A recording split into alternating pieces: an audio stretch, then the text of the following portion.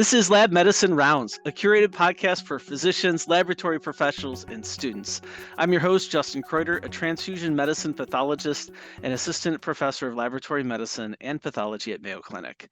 And today we're rounding with Jamie Herget. Jamie serves as a placement coordinator within the Department of Laboratory Medicine and Pathology here at Mayo Clinic. Thanks for being here with us today, Jamie. Thank you. I'm excited to be here. Well, we're excited to get your insights on your role as a placement coordinator, about how we can kind of recruit people into our laboratory profession. That's quite a challenge I think many people are struggling with, and our audience, physicians, laboratory professionals, and students are all going to be, I think, smarter after hearing your wisdom. I certainly hope so. Absolutely. So let's kick off with, maybe you can highlight for us, why is recruitment really an important topic to talk about in 2024? I think it's always an important topic, but especially as we move into the future and to try to stabilize our workforce. I think that's probably the key. The placement coordinators here in the Department of Laboratory Medicine and Pathology currently recruit for our clinical lab technologist and medical laboratory science roles.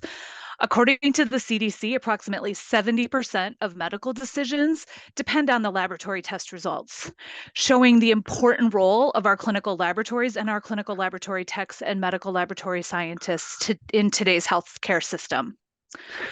An increase in the population of older adults is expected to lead to greater need for laboratory testing to diagnose different medical conditions.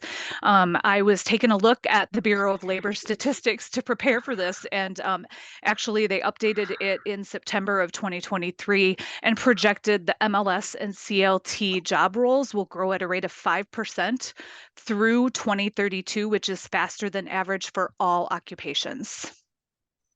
Wow. Okay. So that really does underline for us. It's always a challenge. We can see as we look into the future, there's going to be more laboratory medicine work being done. And I like your use to the word stabilize. One of the things I was wondering for our audience listeners, right? There's some of us that I think are pretty savvy to the language you just used about medical laboratory scientists, clinical laboratory technologists, but maybe for our students and maybe clinicians that don't necessarily understand how the black box of pathology works, can you kind of help us understand what are these roles? What are these people who we're talking about recruiting to laboratory medicine? What do they look like? Yeah, so specifically medical laboratory science students, they take a lot of biological science and chemistry courses in school, and then they either major in medical laboratory science or they take a fifth year. Usually it's a fifth year for a certificate in medical laboratory science where they are trained to do laboratory testing. And they go through clinical rotations, and they are highly sought after candidates across the nation in our healthcare systems. There has been a decline in medical laboratory science programs in recent years, which has led to a more prominence of the role of clinical laboratory technologist. Now, at Mayo Clinic specifically, a clinical laboratory technologist is someone who has majored and graduated with a bachelor's degree, a minimum of a bachelor's degree in a biological science or chemistry. So they are trained specifically in the laboratories that they're hired into to perform the laboratory testing that's needed. I gotcha. So we're talking about the people that are performing the lab tests in our hospital. Like, so many TV shows, you almost see like the surgeons are performing the tests. But the reality, of course, is that that's not the case. We have specialized people that are trained to do this. Either you're saying medical laboratory scientists, so people that have really specifically trained for laboratory testing, which I think maybe we could probably get into in a little bit as far as what does that skill set look like. But then also we're talking about clinical laboratory technologists, like people that are doing or they're having a background have a background in medical science from college and come to work in a lab and get specific training. Okay, so that really highlights for us who are we talking about, and so I imagine you're probably going and recruiting at colleges and medical laboratory science programs. But I don't know, maybe there's even other places that are great to recruit for our workforce.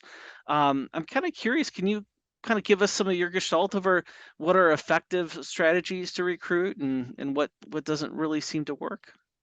Yeah, so it's great that you asked this question because we do actually get to go really across the nation to different colleges and universities to career fairs. That's probably our primary area that we will work to recruit college students from. A lot of our workforce is that we are recruiting is coming directly out of college. So graduating with their bachelor's degree and then moving on to the lab. So, in my experience, what works with recruiting someone is really being authentic. I think that's the most important thing. I found that connecting with the audience or that student is very essential. Oftentimes, that connection is made by simply telling my story and how I came to be in this career. I started out as a technologist in a laboratory and, worked my way into this placement coordinator role. So we find a lot of success also in tying our work to our Mayo Clinic values. There are a lot of people that want to work for an organization like Mayo Clinic and talking about our rich ties and how each and every sample that we see is a patient and how important that patient sample is really people are really interested in, and students or prospective employees really want to make a difference. Mhm. Um, we also speak with a lot of candidates that are on a pre-med track or any other sort of kind of pre-track, and we find success in letting them know about this career because it really could be a plan B or C, because maybe their plan A doesn't work out, but so that they know that they have options, they can still be very impactful in healthcare. They can utilize the degrees that they've received immediately and have a fulfilling or start a fulfilling career. Hmm. So, that's a great thing to point out because I think that a lot of times people have felt that healthcare, you have physicians and you have nurses, and maybe that's where the story ends for a lot of people. Uh, do you think that the pandemic did that, raise awareness of the laboratory and the people performing these tests, or has that not really kind of carried through to put us more on the radar for the general public? My opinion is definitely that the pandemic has r- put medical laboratory science and clinical laboratory technologists on the radar. There was so much talk about the testing for COVID. And when asking about that testing, it was who's completing that. And we were able to really highlight and focus the great work that our laboratory technologists do, not only for COVID testing, but also for all other testing. I know Jenna Kreidinger, she's the other placement coordinator with me, and we will oftentimes talk about that. Do you ever go to the doctor and do you get a swab? Or do you get a blood draw? Well, what do you think happens to that? Just asking that leading question about where do you think that sample goes? What do you think happens? And then that really sparks their like, oh, I guess I never really thought about it. And it can lead into a great discussion about the roles that we play and how impactful we are in the healthcare of each patient. Wow. So for making that initial connection, are there, so you're talking about raising a question is a great way to get people to spark their curiosity and start that conversation. Are there strategies you've seen over the years that is like this usually strikes out, but that I think a lot of people might be using? So we I think just handing out brochures. Like having a tabletop full of brochures and not connecting and not talking.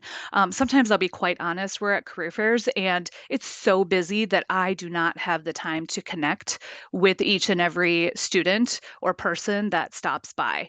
Sometimes they'll come back, which is great because they'll say, yeah, I had to wait too long, so I had to come back. I love that because I know they're really interested. But we will also leave those events and we'll see like our little postcards on the floor. Now, whether they dropped them on purpose or whether they dropped them accidentally, we don't know for sure, but really having to make those connections. The pandemic also highlighted or it gave us the option to do things virtually, which did allow us to speak to so many more people. So that has also helped. But being able to still give them resources. So it's maybe a link to a website, or even just saying, here's my email address, I'm putting it in the chat, reach out to me so that we can connect about future opportunities. Um, so, yeah. I like that. So, that I think you're highlighting this connection again because that is the invitation for authenticity. That's in the invitation to discuss values of a medical center. But I guess, like you're saying, just giving out pamphlets is not a good surrogate for our ability to recruit in because we're lacking that connection. I'm curious. So keeping in mind our listeners, so we're having clinicians, we're having laboratory professionals and students. How could each of us in these different groups become better ambassadors for our profession and hopefully kind of amplify the efforts that you're doing? Yeah. So, I mean, I really want to focus on this shortage of clinical laboratory technologists and medical laboratory science. So, even as clinicians and physicians, um, talking with others, especially teenagers and younger adults, about what it's like to be in a laboratory or to work in a laboratory. Career awareness is critical in staffing our labs for the future.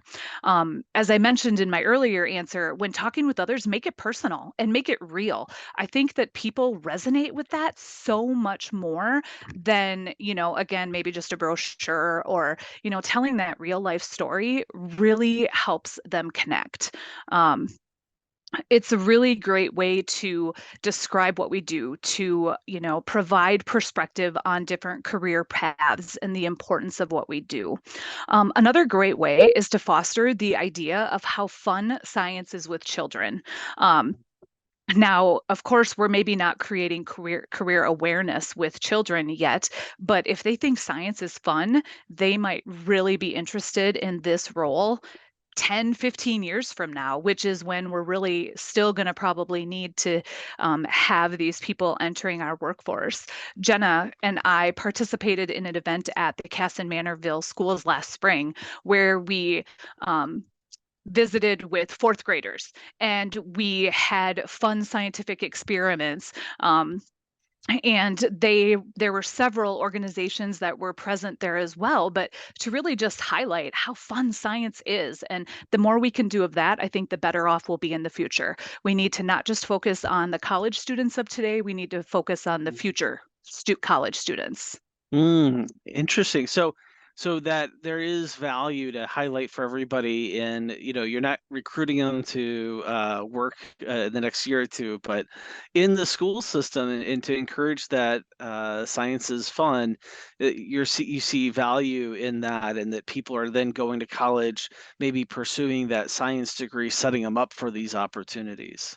Exactly. And that science career, it might lead to medical laboratory scientist, it might lead to nursing, it might lead to being a physician, but it at least sets them up for that future in science.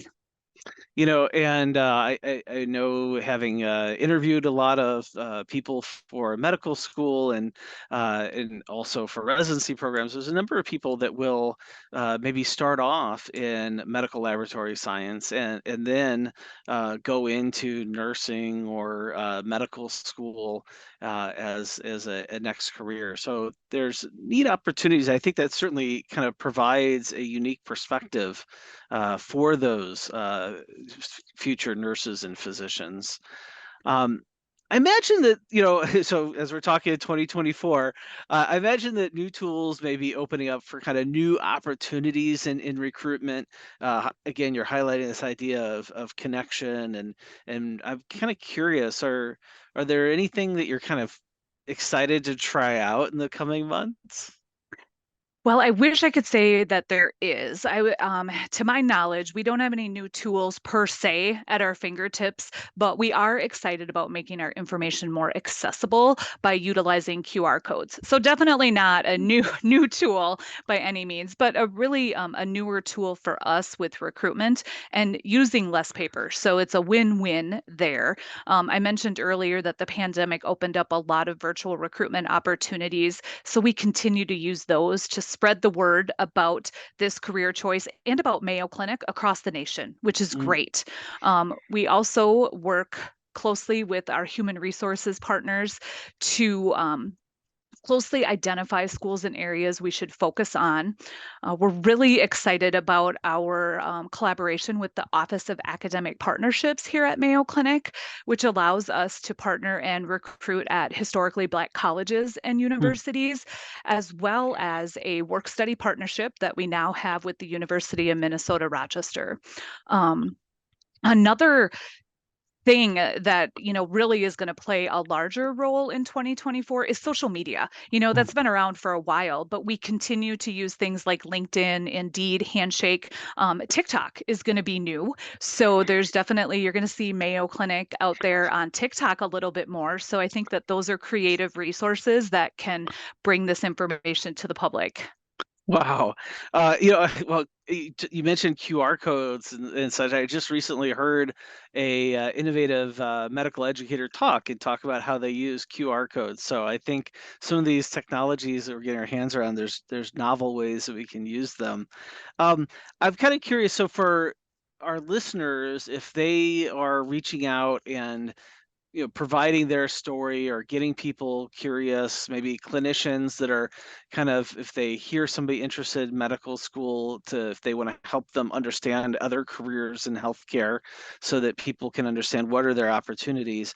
Is there like a professional website that you generally send people to that you kind of advise and say, if somebody's interested in a career in laboratory medicine, what would be a great resource to give them? Well, unfortunately, I don't really have a great resource to give them. I always direct them to our Mayo Clinic website because that's where we want them to go. We do have a clinical laboratories landing page on our external career website, www.jobs@mayoclinic.org, or I'm not 100% sure on if I said that correctly. Um, but that's usually where I direct them. We also have a medical laboratory science program through the Mayo Clinic School of Health Sciences. I think that would be a great way to learn a little bit more about that medical laboratory profession and what that schooling might look like. Great, great. And then, any final thoughts on words of advice for people that are trying to make those initial connections and share the story of what's it like to work in a lab? Be authentic. Don't sugarcoat it. I mean, I think that being honest, that it maybe isn't always glamorous, but at the end of the day, if you want to help a patient, then this is a great career to be in, especially if you don't want to be patient facing. Um, we do a lot of great work behind the scenes, for lack of a better way to say it. We still play a vital role. We just don't necessarily get to see that patient face to face. Wow. We've been rounding with the very authentic Jamie Herget. Thanks for being with us here today. Thank you. And to all of our listeners, thank you for joining us. We invite you to share your thoughts and suggestions via email to mcleducation@mayo.edu. If you've enjoyed this podcast, please subscribe. Until our next rounds together, we encourage you to continue to connect lab medicine and the clinical practice through educational conversations.